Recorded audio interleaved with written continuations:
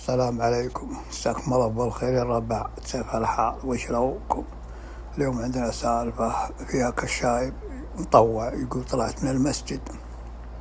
ولا عقب الصلاة يقول شفت واحد من جماعة المسجد يقول من بعيد وأنا أعرف الشخص هذا، يقول أعرفه، يقول يوم جيت لقيته يتهزهز، والله يروح يمين يسار كان يطيح. يقول وقف جنبي قلت السلام عليكم، قال عليكم السلام. قلت بوصلك، قال لا، يقول أنا عليه ليل ركبته معي في السيارة. قال وحنا في الطريق يقول أبي الحمام. يقول والله هو أمسك وأروح أنا وياه للحمام في البيت، يقول وأدخل إلى البيت وودي للحمام. والله يقول وجيه طول، يقول وجيه في الحمام. قلت عسى ما في شيء، لا يكون جاه شيء ولا شيء. والله يقول إن جيت قلت يا أخوي فلان، يقول ناديت باسمه، يقول مطول.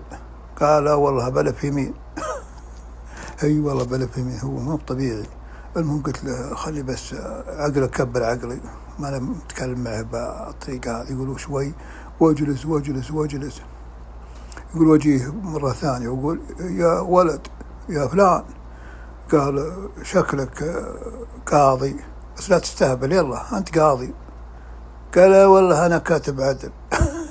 يقول والله تواه البلشة، توافق مع السكران ذا اللي مو طبيعي ذا. والله عاد يقول جلس بعد فترة، يقول طول طول طول نشوى.